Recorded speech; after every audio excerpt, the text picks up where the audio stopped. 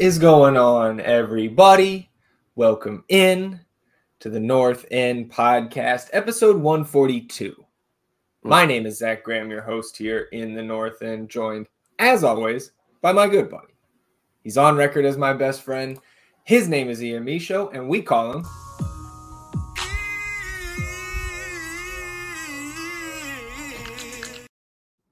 He's sitting here on a Sunday afternoon in Austin, Texas. I saw you in the background getting those little finger guns ready, interrupted by Charlie boy. How you feeling today, my friend? Oh, man. I feel like I've definitely been better. Trying to stay focused on the fact that I felt like we were the better team for 90 minutes of that game, and we have a terrible error by our best player and a terrible error by the officiating crew. And, you can't get too upset about refereeing stuff because you don't have any control over that.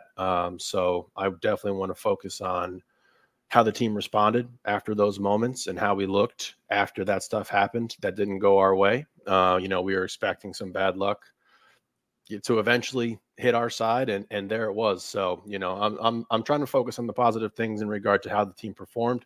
Obviously, incredibly disappointed, frustrated with the loss because it's a rivalry game, and you always want to beat that team. And we had high hopes of potentially securing Copa Tejas early in this upcoming week. That are, we'll have to put those plans off for now. But long-winded way of saying that I'm doing okay.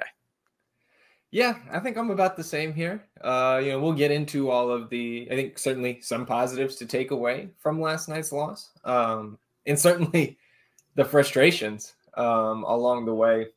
We also, again, like you mentioned, it's double game week. So we are going to preview that Dynamo match that's coming up on Wednesday. We're going to have some nonsense at the end of this Sunday episode. And that's just what you get. The schedule ratchets up.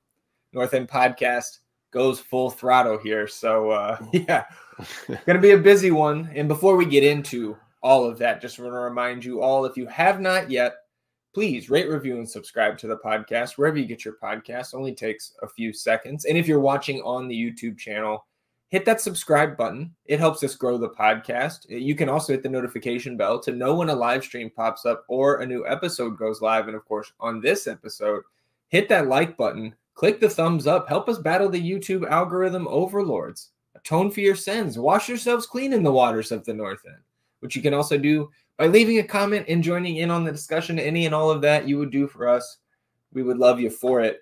Lineup comes out on Saturday evening, and I guess we should actually not skip over the fact that we thought we were going to have the first clean injury report with no names on it coming into the weekend, and then it must have been just that pesky Friday walkthrough or training session, whatever they do, that, Ethan Finley got bit with a little bit of a hammy, shows up questionable, and then he is ultimately left out of the team. But same starting group that we've come to expect, right? Danny slid right in there for Johan Valencia. And then that bench was Cleveland, Valencia, Vicenen, Hedges, Jimenez, Kolmanich, Wolf, Fodre, and Zardes.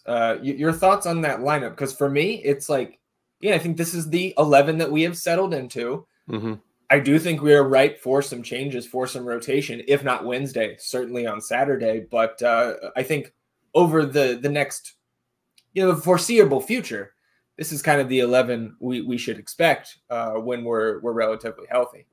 Yeah, I mean, there's still the one question of Rigoni there, and it looks like it's back to being his job. I don't understand that switch entirely, but it's on the wall. The writing's on the wall with this. He's gotten the starts the last couple games here, and I think that's what we're going to be seeing moving forward. Probably, like you said, probably some rotation. I think it's going to come Wednesday because that was, we went some miles there. Hot Air put in a huge shift. And hopefully Ethan's not on the injury report for Wednesday because we're definitely going to need some wing rotation in my eyes.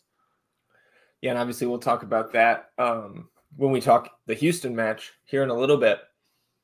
I did see one of the many, U.S. men's national team Twitter accounts that are fan run, picking up some of the Austin controversy between a couple media personalities or outlets, but quote tweeting that whole situation with a take that, oh, now Josh Wolf is being like he's not starting and playing Owen Wolf as much because he's trying to shield Owen and the team from the controversy that's stirred up in the fan base. And like, that's so far to the other end of the extreme. I can promise you, Josh Wolf is not starting Owen Wolf because of what the fans and the media are saying. I think it's because they absolutely, through the last 3-4 games, believe that Rigoni is the best guy for that spot. And again, we just don't have a good answer. Yeah. There are a number of names that can fill that role, right? And right now it's Emmy. I don't think, and we'll obviously talk about it as we go here,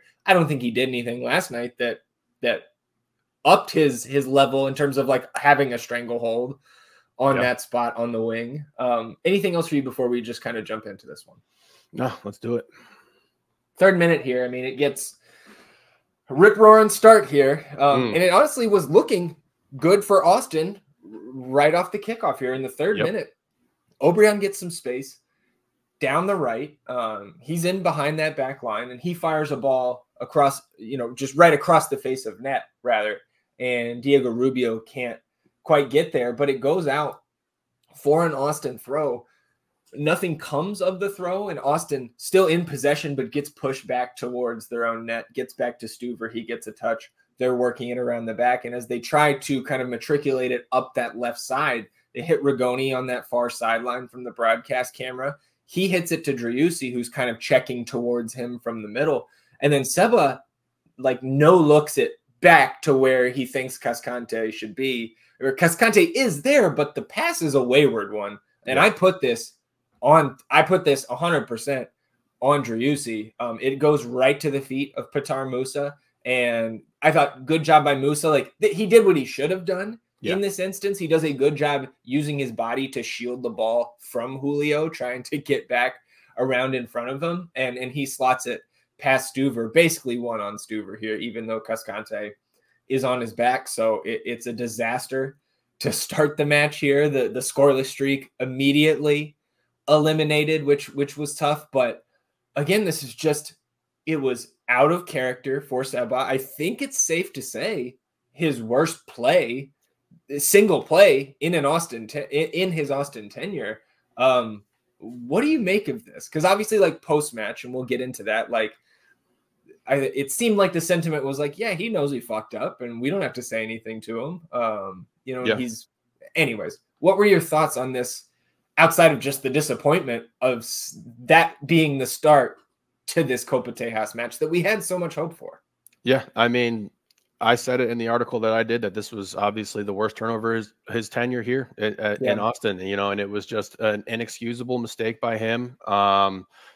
We all know the guy can make a no-look pass in his sleep. Like, it's just one of those plays that he just messed up. I know that, we'll talk about these post-game comments from several other people, not including Seba, but like, he knows he messed up. He messed up big time. And we knew, like, we haven't had one of these turnovers all season. Like that, a direct lead to the other team scoring on us. And we have been able to eliminate that risk factor that we've had with these razor thin margins to winning these games. And when you give a team like that a gift like that, it makes that hill so much more difficult to climb up. So it was an error. He knows it. And it's something that I still maintain that we responded to it really well. And I think that's a good sign in regard to the mentality of the guys, after this game. I agree. I think they responded to it well in the moment, and then over the course of the full game as well. In the 8th minute here, in the notes, Austin on the front foot quickly after the goal on this specific play here in the 8th minute. They nab a turnover at the back on a wayward pass from Ibiaga, and it's a 5-on-4 break. And then Illaramendi pulls Danny down by his shirt about 5 yards outside of the box after he gets beat off the dribble. But as Danny is going down, he passes the ball to Rigoni, who is now in behind that Dallas back line. But the official blows it dead for the foul. And my thought at the time, okay, surely this is a red card then. It has to be, right? And no, a yellow is shown. The Austin players are furious, as they should be. We're furious where we're watching, which was a packed house, by the way. Shout out to P Mike for coming through there. Tommy was there, Rowdy was there, and then all the usual suspects. So we're going crazy. And I still think after the replay here, this is an atrocious bit of officiating. And this is where I would say, and I know that this is extreme, but this goes back to my days as coaching.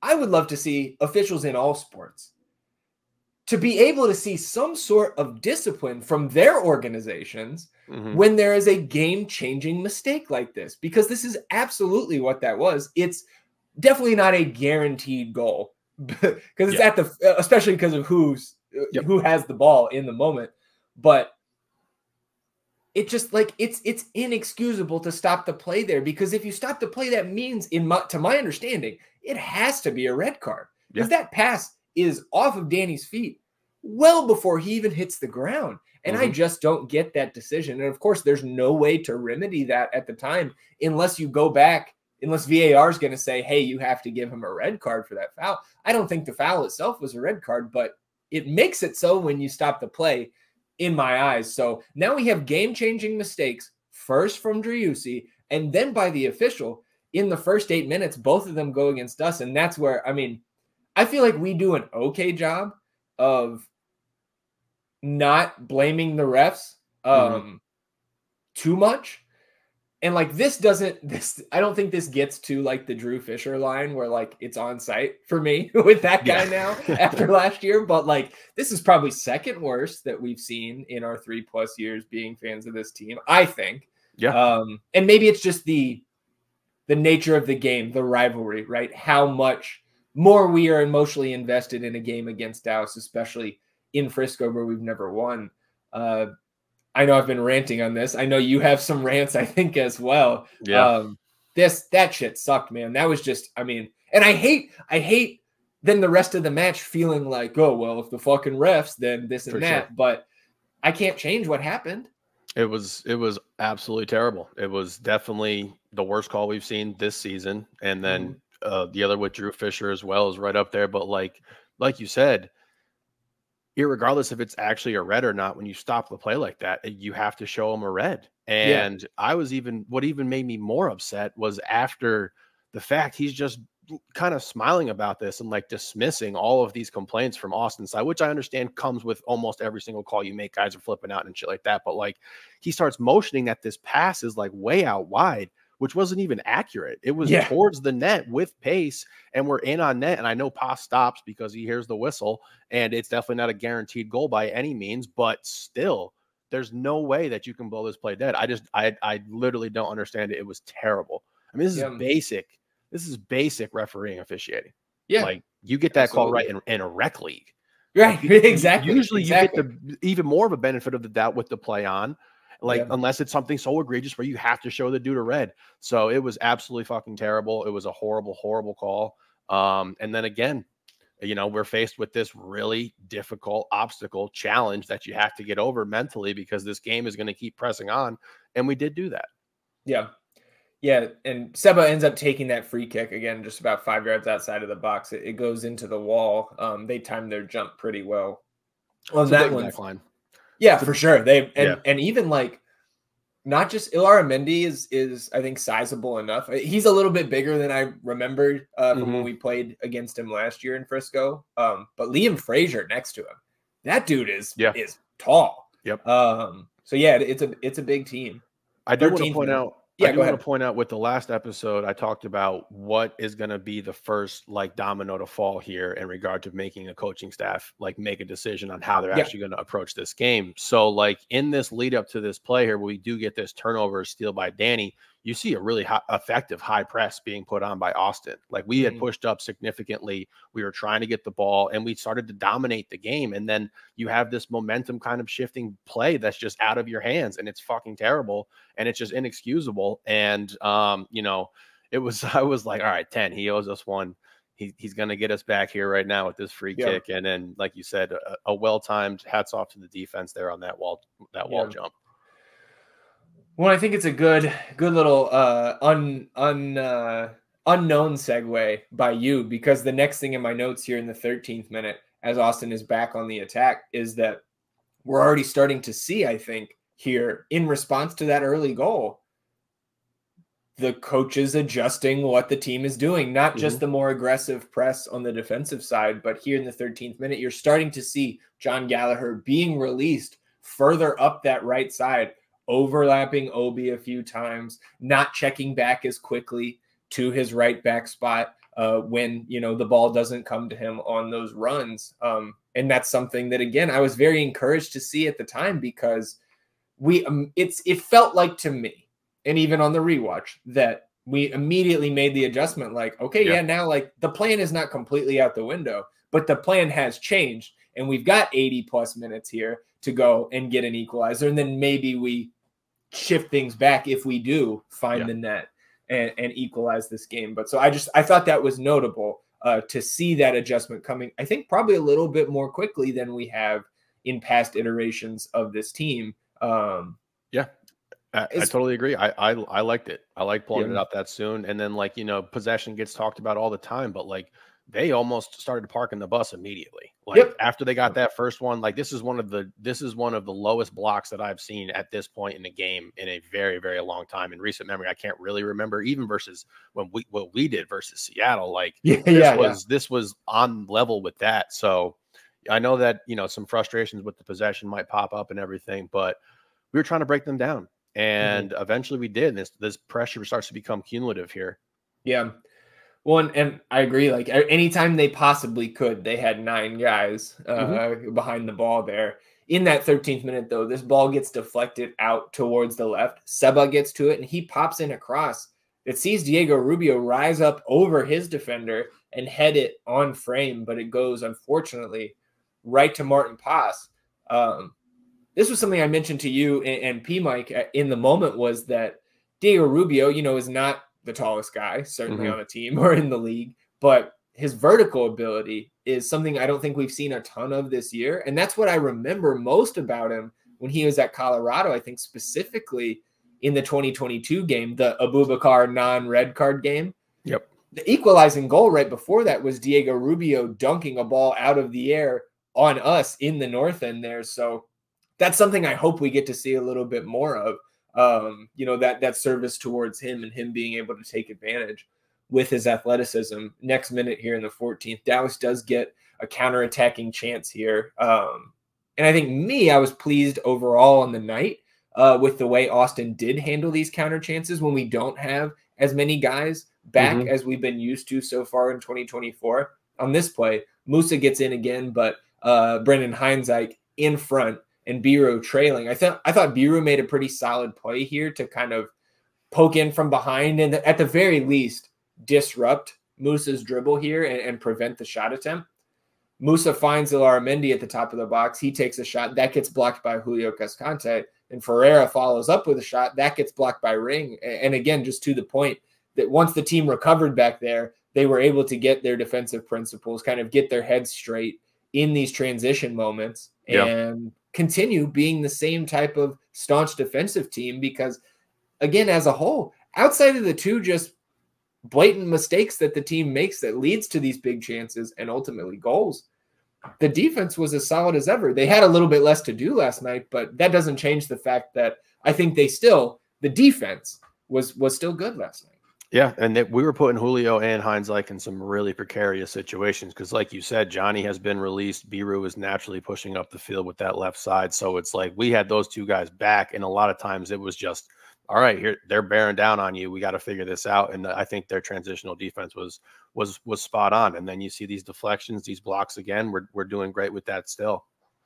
15th minute, yellow card to Danny for a high boot on Ilaramendi, and he definitely caught him in like the midsection. So Ilaramendi, I respect it. Starts holding his head, really trying to sell it there on Danny. And man, with Danny, like I thought specifically in the first half hour of this game, they were right back to, or they had not changed the scouting report on Danny, and they were trying to beat his little ass up and knock him down as many times as they could, and try to get into his head, because we know what happened last year in Frisco. And I thought Danny, to his credit, did well to, especially after picking up this caution in the 15th, to, again, have his head on straight and not make a mistake like the one we saw last year. And on top of that, dealing with the horrible call. Yeah, like for he sure. had to, that was definitely on his mind, and I agree. He was playing with like a controlled rage. He was pissed off about that terrible call, and they were being extremely physical with him. I think you mentioned it while we were watching. Like, look at the back of his jersey; it's covered in dirt. Like the guy's just been on his ass the whole time, and he keeps fighting, man. That's why we love this dude. Yep. 26th minute here.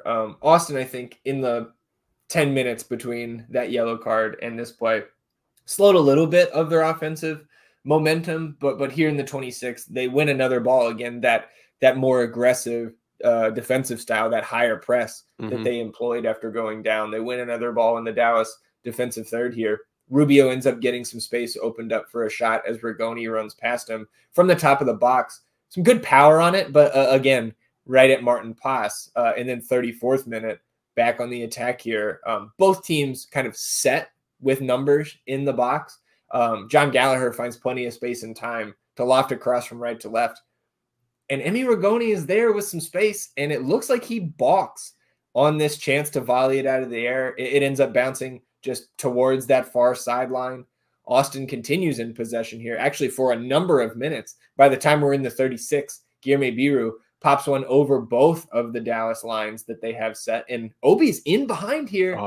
And his header, just terrible angle coming down. He was not able to direct it on frame, and it just goes straight up and out. So ultimately, not a threat for pass there. But I thought it was a really good passage of play. A great ball by Biru, good run by Obi. And then I think kind of what was the theme on the night, the thing I might be most disappointed about outside of the two mistakes leading to goals is the finishing that I think was pretty clearly lacking. Yeah. And number 7 to me, again, is culprit number 1.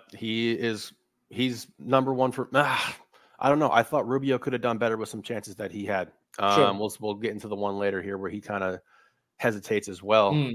But yeah, and just the confidence is gone now. I tell you that much. The confidence that he had coming off the Houston game. You think? Rigoni, I mean, he has this one. He has another one later.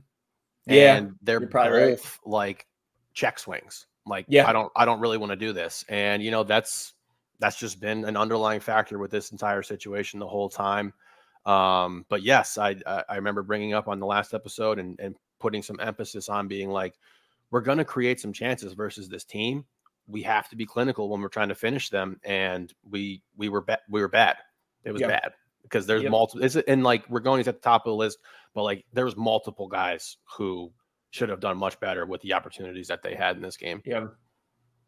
37th minute here, Austin wins it right back off the goal kick and gets set in the offensive third here. Biru takes a touch towards the area on the left, and he uncorks a shot that pings off that far post and then just right past Driussi, who is crashing the net. And man, if Driussi's 6 inches to the right, he doesn't even have to swing. It just bounces off of him and into the goal. So some bad luck there. And Rubio does get a chance here off the rebound from the top of the box. That one's blocked away by a Dallas defender. And then you see the replay, man. Credit to Pass. He gets a fingertip on this one. And it sure looked like, you can definitely not prove it from that angle, but it sure looks like if he does not get his fingertip to that, then it gets enough inside that back post that it pings right in there. So, again, I think ultimately, again, from a wide view, it just wasn't our night. Like none of the bounces, some uncharacteristic mistakes. And again, ultimately, not that we're not done with this, but ultimately, I think there's a lot of good here, right? Like you love to see these type of plays from Biru, the pass over the top 2 minutes ago. That shot, he's pretty deadly from there, man. Dude, we need to see more of it, because I was just thinking like, man, this dude's got a rocket left foot, and gets a fingertip to it. And rivalry game like this, it's a game of centimeters, inches, whatever you want to say. And, just the ball was not bouncing in our favor last night. 43rd minute here. There's a yellow card issued to Frazier for a tackle on Driussi after the ball was away. And I didn't catch this live on the replay. The color commentator says that it was a soft yellow. And I just think it's a textbook caution here. The ball is away. Yeah. Frazier runs through Driussi. It's a yellow. So I don't know. I had that note because I heard that this morning. I was like, what the hell? Like, it was a terrible take. Yeah, that's not good. Definitely a foul. Definitely a yellow. So 3 minutes shown here in stoppage in the first half. The second minute, Austin gets off on a 4-on-4 break here. I think this is one of those Rubio plays you were mentioning. Driussi's on the ball, kind of running point on this transition opportunity, and he tries to play Obrion through. I think he has Emmy to his left. He's got Diego kind of center right, and then Obi all the way out to the right. And he tries to play Hodder all the way out to the right. And Rubio kind of stretches for a touch. And that stops the break and ultimately gets rid of the Austin threat here. And like, I think maybe he doesn't know that Hodder's behind him. Maybe just misjudges it. Whatever happens, it was not the right play to try to stop that pass and think it was coming to you. Again, in the heat of the moment, you get that turnover, you're off and running. I understand that miscommunications and misjudgments can happen, but that was unfortunate. Yeah, I mean, like you said, the ball was not bouncing our way last night, and this is just a prime example of that because Hot Air's breaking through behind the line. Yeah. Well, and Dallas takes that. They kind of matriculate the ball up the pitch, and they get one last possession in the Austin defensive third. And here, I think, and again, I know I'm biased here, I think Illaramendi should be hit with the midweek flopping fine from the league for simulation on this foul just outside of the box, because Rigoni does come in for the challenge, but it does not look like there is any contact. And even if there is marginal contact, I'm sorry, even if there is just a little bit of contact between those two, you can see on the replay, it's 100% a dive. Yeah. And it sets up Dallas with a great chance right before the half. And luckily for us, that was flicked right over the bar and out, and the whistle sounds. But again, I'll be interested to see if there's any sort of discipline there, because I thought that, again, fits the criteria of simulation and embellishment. Yep. And I mean, it's just so ridiculous because you look at where this ball is and like where the initial stoppage of play was for our side in the 8th minute. And it's like, that's what got them that shot attempt. And then like we miss out on that because poor. Yep. So coming out of the half, you do get Delgado in for Illaramendi. And so it seemed like, because Dallas is one of the 3 teams that is on bye in the midweek. 3 teams in the league don't have the midweek game here. So I think this was probably just Illaramendi on the yellow, feisty out there, maybe a little bit, letting his emotions get the better of him. I'm not sure, but he comes out at the half. 48th minute here. Sabalain gets a yellow for a studs up challenge on Gallagher, just cleated his ankle right there. And I know I was the more animated one in the room last night because the foul that he had committed in the first half on Gallagher on the near sideline, I thought was a bookable offense. So I thought he should have been sent off with this challenge if we had a good official last night. I don't remember what minute that first challenge was in the first half, but yeah, it's a deserved yellow for sure. And again, I thought just beating the shit out of Galley over there. Yeah, he took a whooping too. Him and Danny definitely got the brunt of it last night. 50th minute, Delgado goes down here, right, with what looks like a broken arm or elbow. And so down for a few minutes.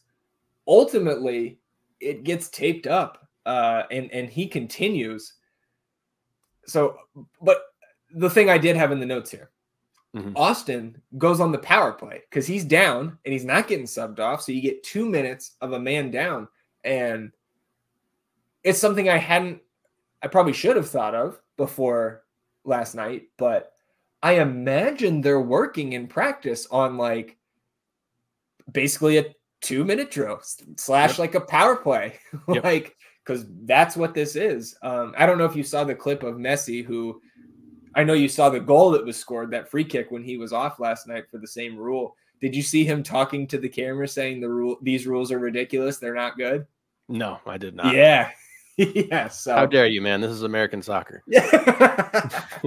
You disrespectful.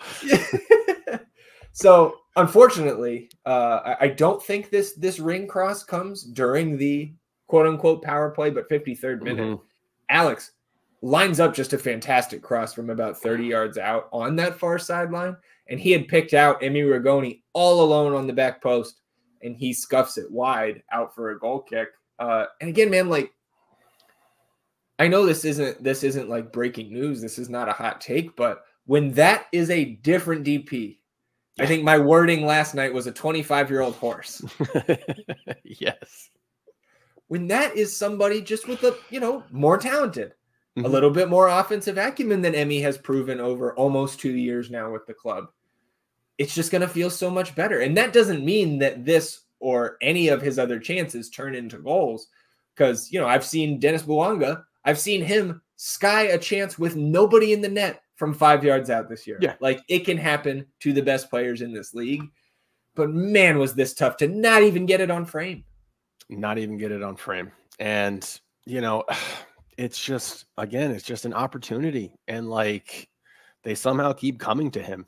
Like, I don't know if they're just highlighted, if it's just some sort of like statistical bias because it stands out whenever it's Rigoni, but it just feels like these balls are consistently finding him, and it's got to be better, man. You have to. There's really there's nothing else to say about it other than you just have to be better.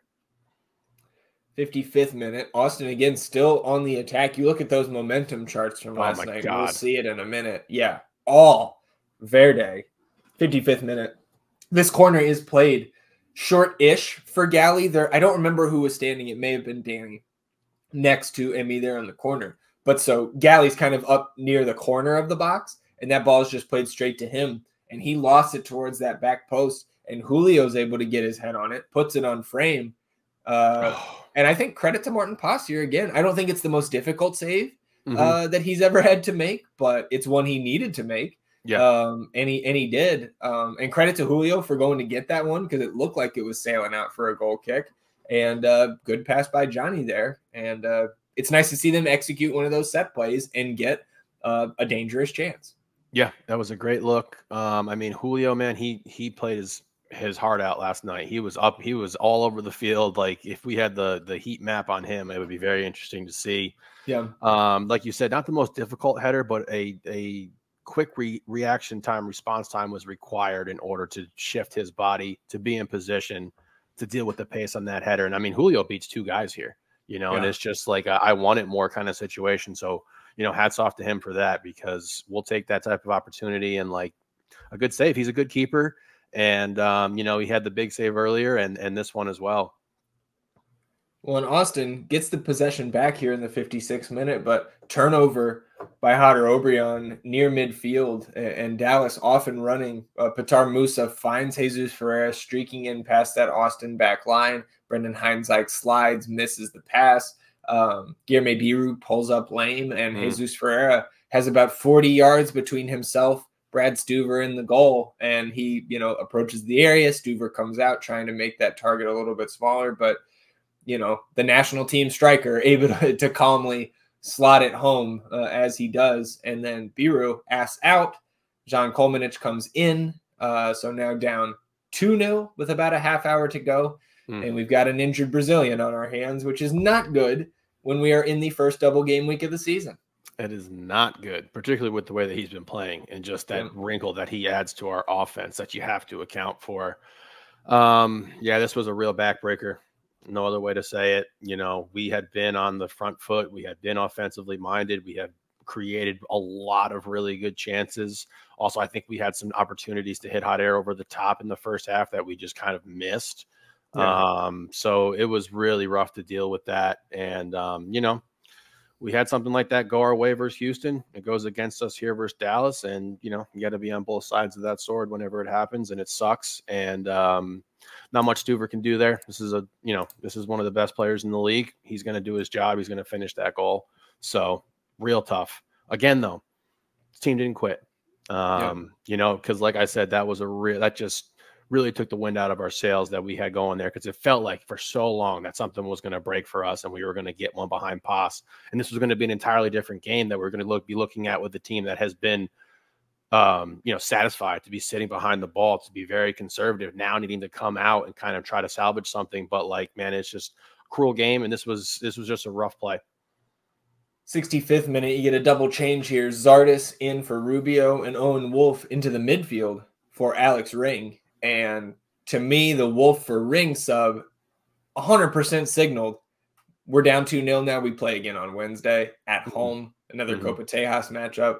We're not packing it in here, but we're conscious of the schedule that lies ahead. Do you think that if we had the normal schedule, right, and Houston's just next Saturday, do you think we see maybe some more switches that aren't really like for like there? Like maybe because like what I wanted to see in my ideal world is try to put Zardes and Rubio out there together when we're down 2.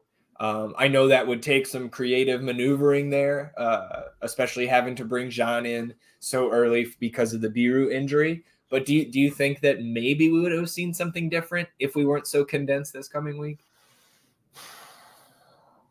I'm not entirely sure.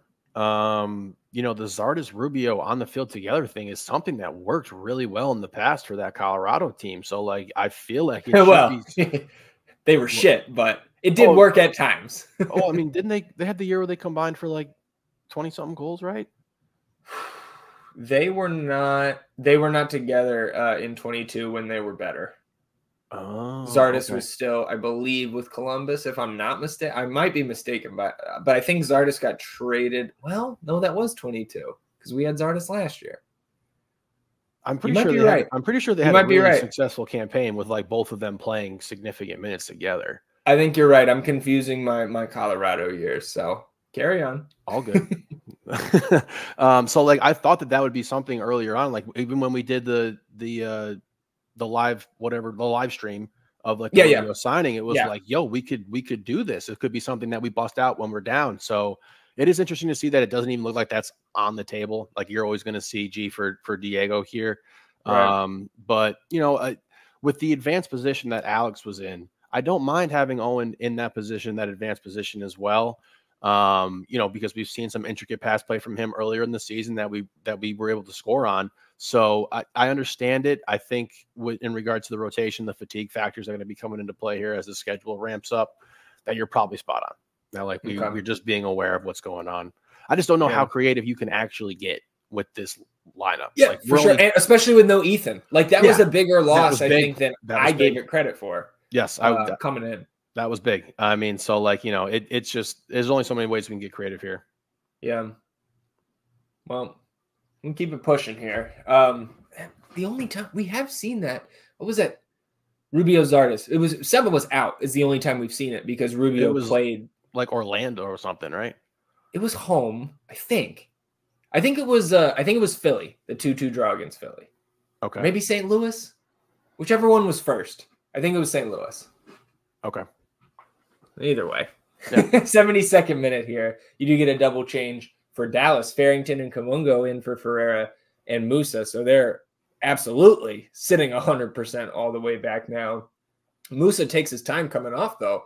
So that gives Austin another power play. This one, if you don't get off the field in 10 seconds, that's just a minute. So again, kind of more thoughts in my head about, well, so are they practicing like a 1-minute power play versus a 2-minute power play? I think it's something you got to consider in practice, right? Should be.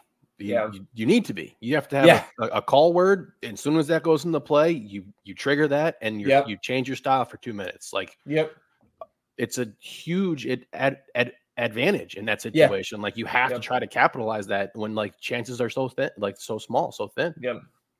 73rd minute here. Austin gets a friendly bounce off a Dallas throw. Danny brings it down. He gets it to Rigoni, who has some space out on the edge of the area left of net, but his shot here sails over the target and out for a goal kick. Well, it certainly wasn't his worst opportunity on the night or his worst execution on the night.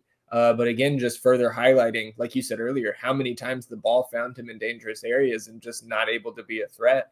But also to his credit, his first chance was going to be the fucking call that they blew dead, or was the call that they blew dead. Yeah. And he could have scored there and turned his whole night around. Yeah. So again, that's why I'm still bitching about that call today. I'm so upset about it that I'm actually calm. Like it's so bad that I can't even get overly animated. 74th minute here. Valencia and Fodre in for Danny and Obrian. And I know coach was questioned about his sub decisions, or just at least asked to give some of his thought process there. And he did mention, of course, the short week, but also Danny on a yellow. And he said at that point, he said, we're going to have so much of the ball.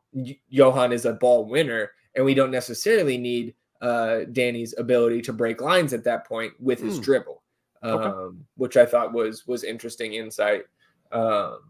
Whether you think it's correct or not, but yeah, I like the context. If that's where his head was at, then we got to rock with it. 82nd minute here. Tumasi comes through the back of Owen Wolf in the box. He goes down. Austin awarded a penalty. And I think watching the replay last night, this morning, seems fairly cut and dry here in terms of the call itself. Drusy buries the penalty. Now we're thinking about stealing a point here in the last 10 minutes. But any thoughts on the call there? I mean, I thought definitely a foul. Yeah, I think he fouled him. Owen came in, gave 2 hard fouls, drew this one. Yeah. And as much as they were beating up Danny and stuff like that, Punisher came in with Owen, and they actually laid some wood on a couple of these guys here, which I was happy to see. Yeah, I agree. And then, get some hope here. Seba parries that, and he was focused, locked in. And I can't lie and be like, I didn't feel like we were about to get a point there, because I definitely did. Because, again, for the majority of that game, we had proven to be the better team. We had proven to create more chances. We have a couple things not go our way. And I genuinely was like, okay, we're going to get this point here on the road. It's going to be great. Yep. 86th minute here. Seba back on the ball, fakes out to Masi near the top of the box, cuts back towards his left. And then Rabonis across him towards the back post that gets headed out for a corner. I believe you yelled when we saw that was a Rabona cross on the replay. I think you said, why is he like this? It's just like, man, that is so unnecessary, but also so fucking good. Yeah. It's awesome. I mean, also to have the confidence and the belief in yourself after having a bad no-look turnover, to be able to be like, yeah, I can do this easily and make it. It was just an incredible ball. Yeah, it was. And I was saying, why is he like this? Because why is he so good? Yeah, Yep. Yeah. 5 minutes of stoppage here shown. I think we were fine with it. I think 5 was the number we set in the room, that anything less than that. Yeah. We're taking those pitchforks from Louisville up to Frisco. First minute of stoppage here. CJ and Jean combine on that left to get CJ free for a cross down near the inline. His cross gets deflected up into the air inside the box, falls to Rigoni, and he connects with the volley attempt here, but it gets blocked away by Farfan. Johan chests it down to himself outside the top of the box, and he unloads one that sends Martin Pass flying, and it goes just over the bar. A decent shot by the Punisher there. That was a great shot. Again, it's just the inches. Yep. And then last gasp here in the 4th minute of stoppage. Rigoni plays Zardes through down the right, and he crosses it towards Seba. It goes over his head, but CJ runs onto it, and he's not able to get it on target cleanly. And then Zardes, after that shot, is called offside as he's coming back into the play from an out-of-bounds position. I thought CJ could have done better there. I thought his run as a whole was solid. I think he created, or he put in some dangerous service. I think I agree with Coach. Coach was asked for his assessment in the post-match presser as well. I think he said he can do a little bit more with his first touch, to be even more dangerous. He has that in his bag, so to speak. And I agree. I thought it was another solid outing for number 19. Solid is a great way to put it. I thought that he created a lot of not just chances with his crosses on some of these plays, but a lot of just opportunities in regard to his spacing and just making some timely runs. So I thought he put in a good shift for sure. And it would have been a tall ask to bury one there, but I do like the vote of confidence in regard to how Wolf approached that. We believe in you to be able to go and take that first step and make a move and everything like that. And again, G just being offsides here, just another sign of, just not our night, just a rough one. Yeah. Last thing on CJ for me, there was a moment, I don't remember what minute here in his run, but made a little bit of a mistake in terms of his defensive positioning, it looked like to me, because he immediately gets some coaching on the field from Heinz Ike.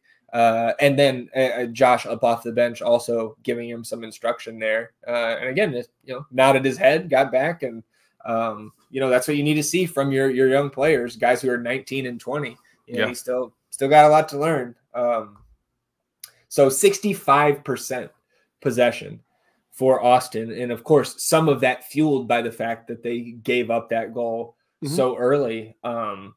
20 shots to 10 in favor of Austin. So 20 shots in a road match. That might beat our total from the whole year. I haven't gone back and looked. 5 on target to 3 in favor of Austin. 2 big chances for Dallas. They converted both. That's the game right there, right? And then 2 big chances for Austin. One of them missed. 8 corners to 0 in favor of Austin. 14 of those 20 shots for the good guys came from inside the box. And then on FOTMob's model, XG 2.18 for Austin.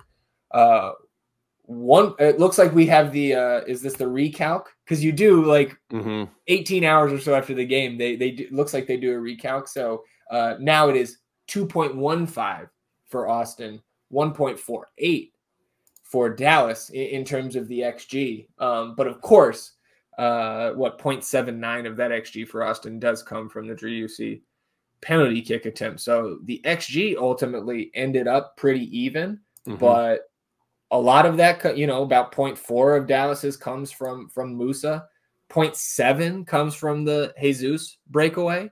So 1.1 of their 1.48 XG comes on those 2 big chances, the mistakes by Austin. So, I think Dallas ultimately probably the deserving winner on the night because they did not have those mistakes. Yeah. Right. But like we said, you said at the top of the episode, I think for me, frustration, disappointment, but ultimately not feeling bad about the game outside of the fact that it was a loss to Dallas. And I'm looking forward to the opportunity that does come quicker than your normal match on Wednesday, which again should not be hard to get back up for because of who's coming to town. Yeah, absolutely. We can't have those errors. We're just not a good enough team to make mistakes like that and then be able to overcome them over the course of 90 minutes. So credit to Dallas. 3 points for them. Good for them there. We outplayed that team. We showed a lot of grit. We showed a lot of fight. I think we saw an element to our team in a road game that we have not seen ever this season in regard to how aggressive we were being. And I know that gameplay and context comes into all of that, but it was generating a lot of really good looks for us. So, you got to live with the results in this game. We'll live with that 2-1 loss. And it is fortunate to be able to move on to this Houston team coming up here on Wednesday, beat them, get this Dallas loss in the past. And you got to be feeling pretty good with this rivalry week. Yeah, I agree. Just a couple quotes from the presser. We said Josh and Danny were the ones available on the Zoom call there that gets posted. Josh said about, obviously the first questions are coming about Seba and the mistake early on. He said, Seba's our best player. He's our captain. He's our soul. Everything goes through him. When we have successes, they're usually because of him. So he knew right away he made a bad pass. And then later on, I like that he said, it's a giveaway. It happens in the sport. And then Danny kind of, similarly talking about Dallas's defense as a whole. He said they parked the bus, since the beginning of the game.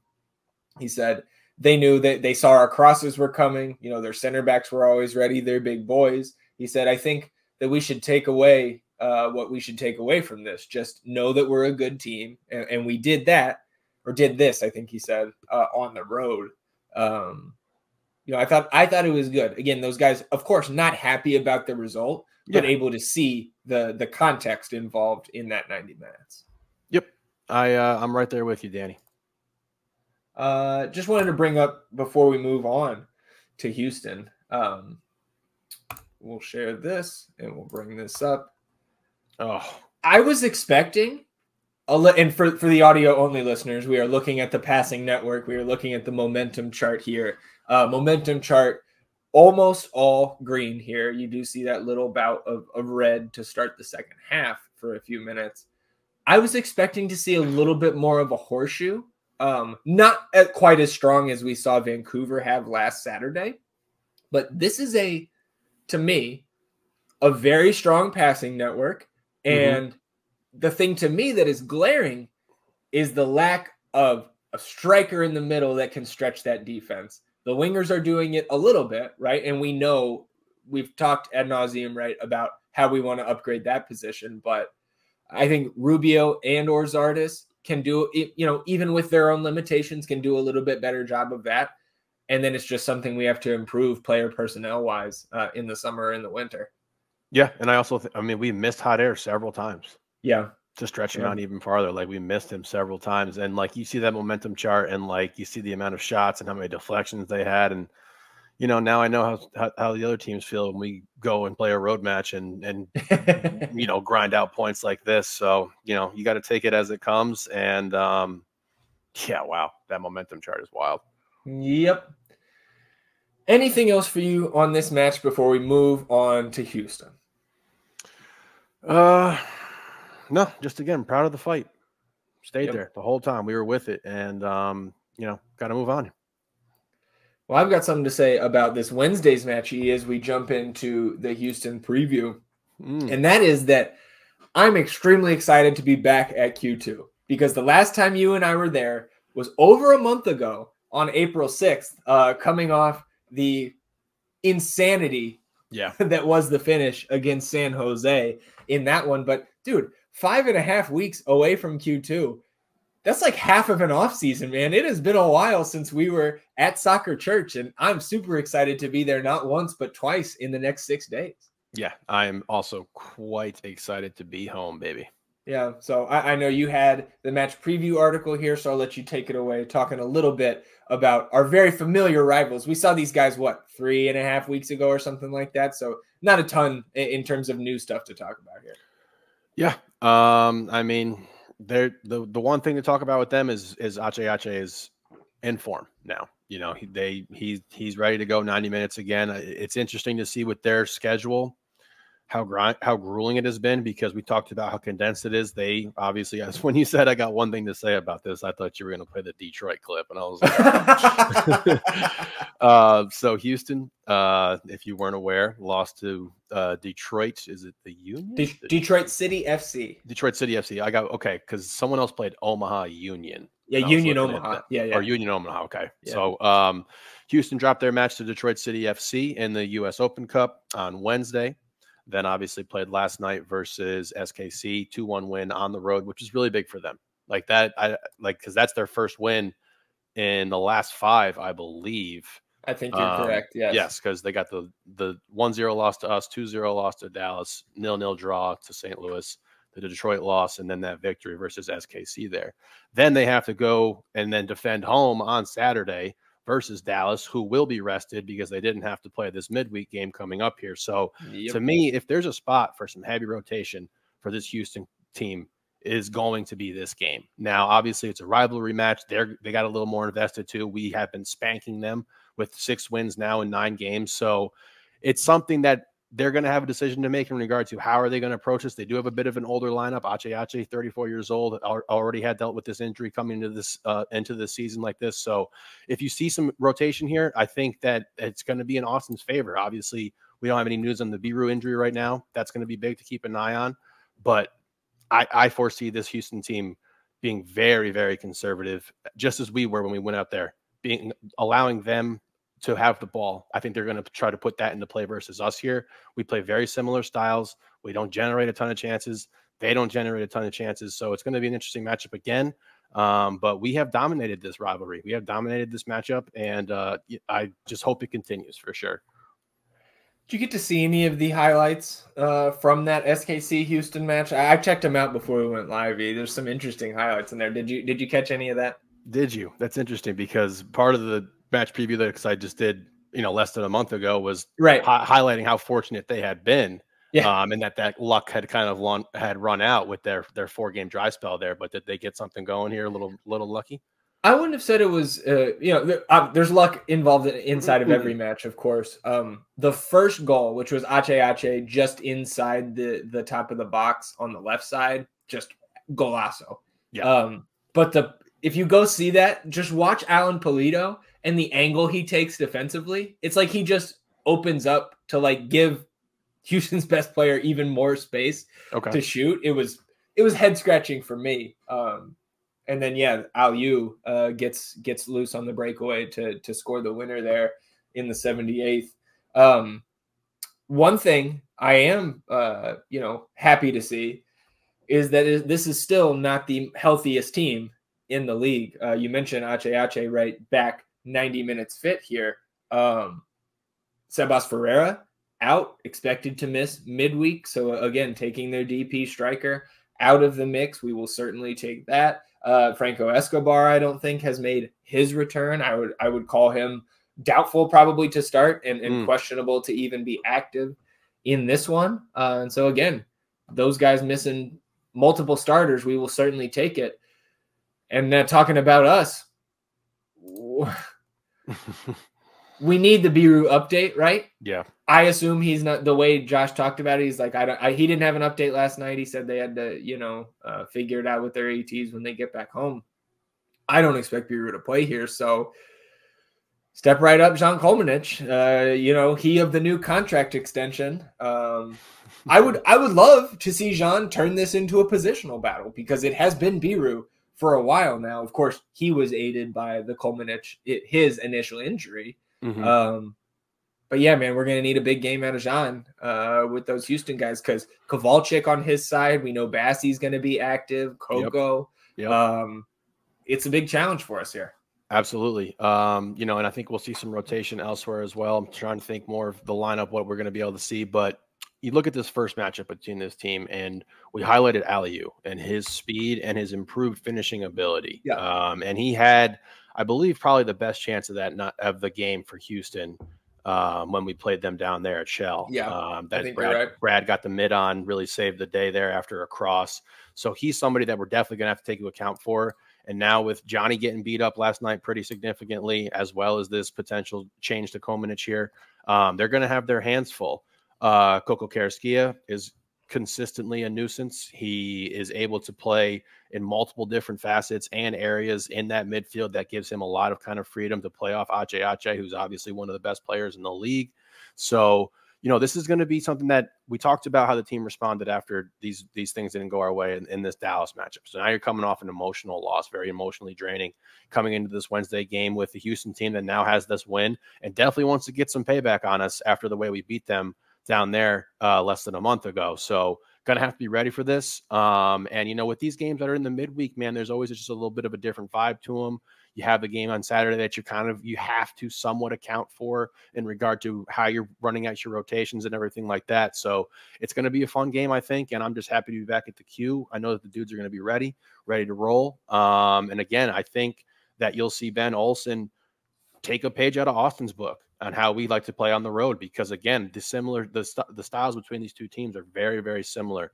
They both want to control the ball. They want to play sound defense and then generate opportunities when you can and try to make the most out of them. So I could foresee that the Dynamo team is just going to be sitting back, content for us to be in the horseshoe, and it's going to be up to us to find the way to break their shell defense and get behind these guys. So we'll see how it goes. And I do expect this team to rebound. We looked pretty pissed off. I was happy to see the anger that kind of generated in the first 10 minutes of that Dallas matchup last night, because it's just a level that this team hasn't seen before. And, we're going to need it in this game.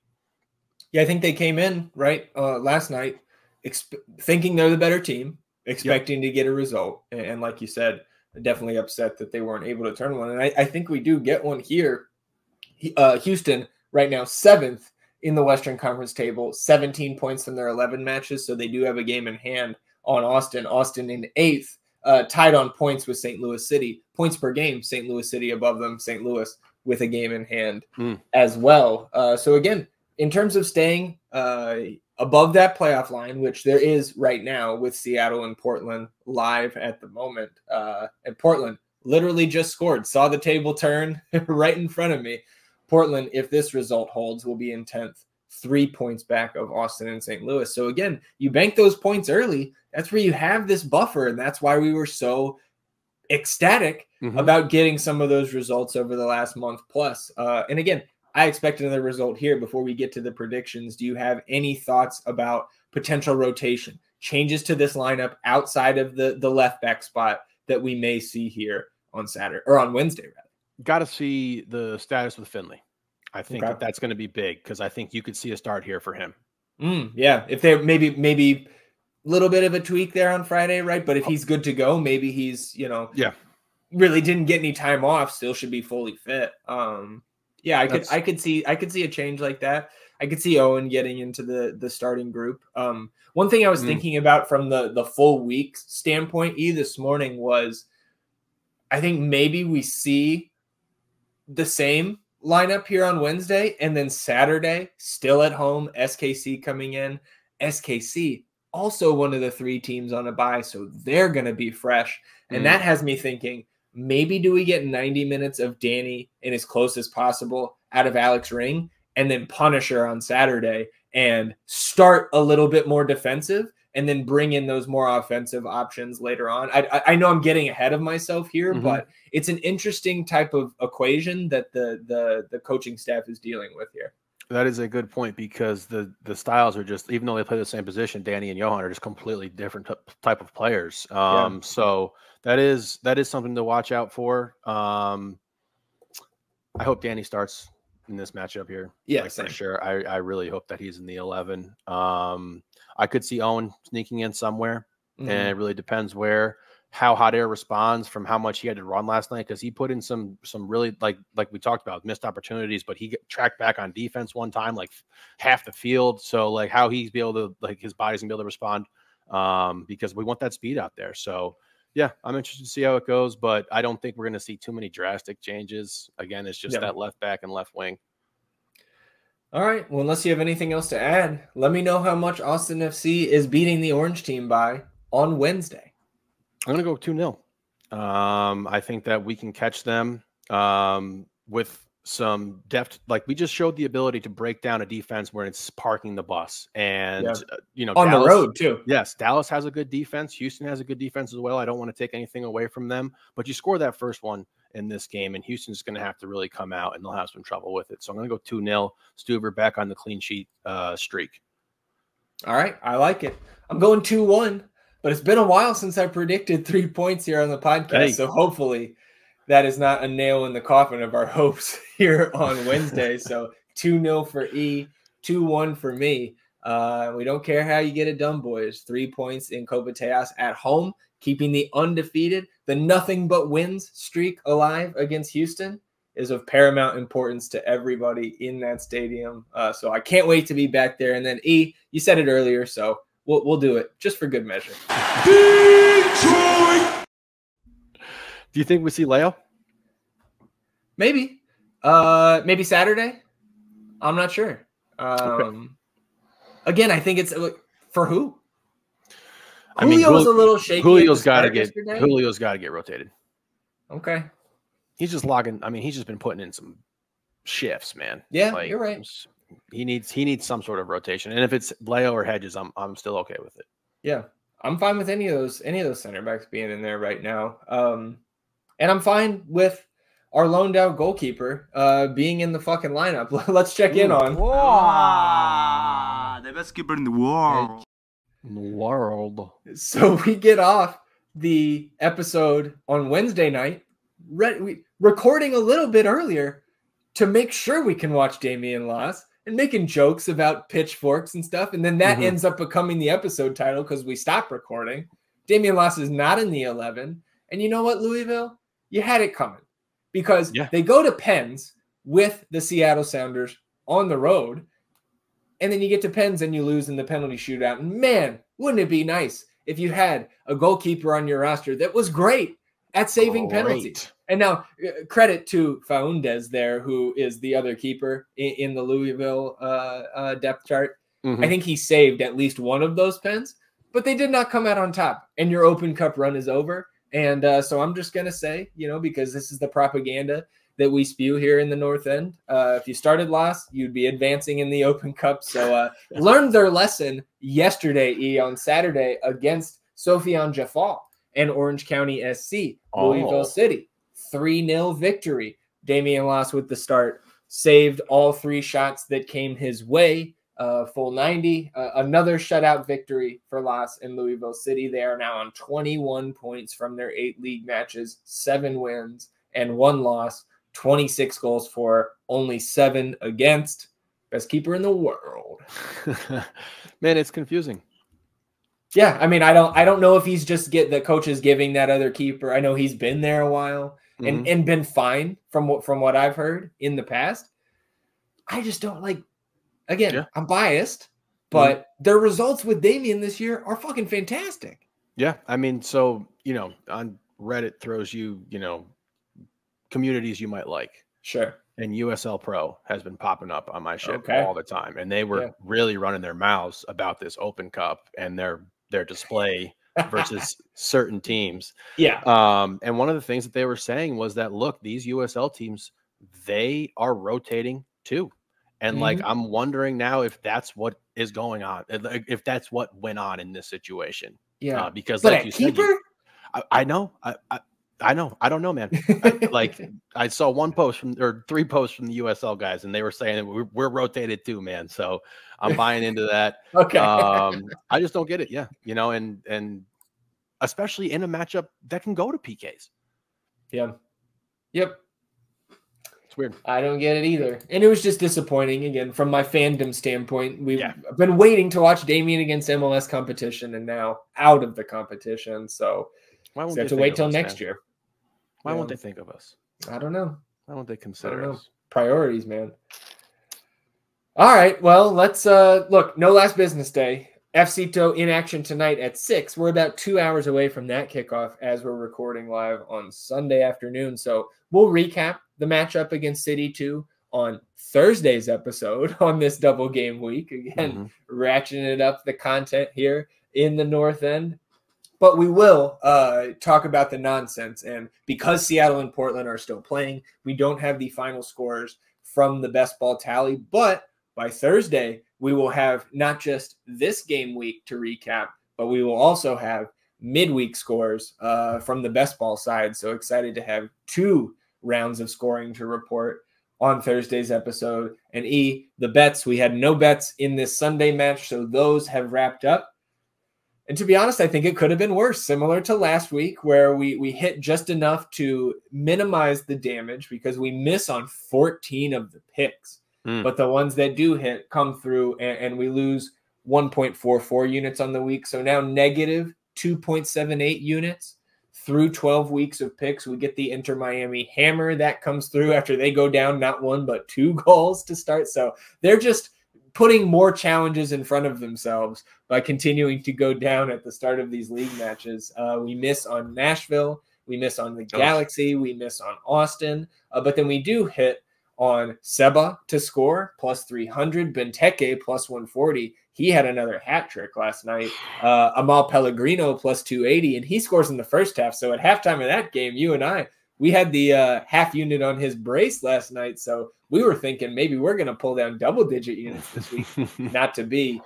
We do hit on all 3 of our score or assist props with Santi Rodriguez, Christian Espinoza, and Ricky Pooch. So again, minus 2.78 units now on the season. And a couple games we've got our eye on here in the midweek. You talked to me about the first one that caught your eye. Sounders just scored. Oh, did they? They did. Okay. 1-1. Well, I think we probably want a draw here, right? Because a Western Conference draw just minimizes the number of points that get scored in our conference. So we'll take a 1-1, right? We will definitely take a 1-1 for sure. First game that caught my eye, again, they've been catching my eye all year. It's the Red Bulls. This team has a high-powered offense. The style that they play makes other teams very uncomfortable. You have the playoff streak. They are consistently performing. Where are they sitting at right now? 6th in the East. So I like them going into DC. and you get them at plus 180. And I just think that that's good money to get that team at. You said 6th in the East for Red Bulls? I see 3rd. I'm sorry, I was looking at the Supporter Shield. Okay, yeah, there you go. Both good placements in those respective tables. I'm with you on Red Bulls, man. DC themselves has been, I think, a little bit better than I expected. Very solid. Coming to the Western Conference, St. Louis hosting LAFC, but they're plus 150. So again, we'll get the early injury report here for the midweek games, and we'll lock these in for Tuesday's picks article, northendpodcast.com for those.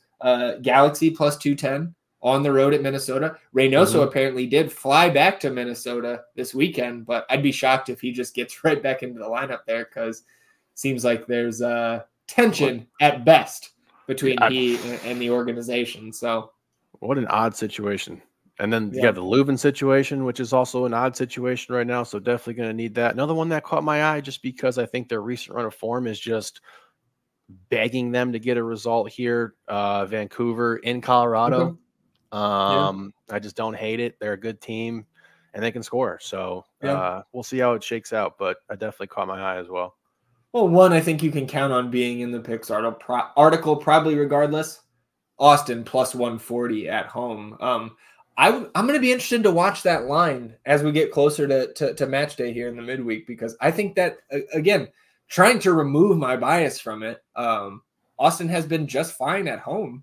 And plus 140 is, I think, the second biggest home dog right now out of those midweek games. That doesn't jive with me. The big boys definitely don't believe in us. For sure. The media, Vegas does not believe in us for sure. Yeah. So. Well, and the numbers kind of back it up. But well, you can count on our numbers saying put units on Austin FC this Wednesday.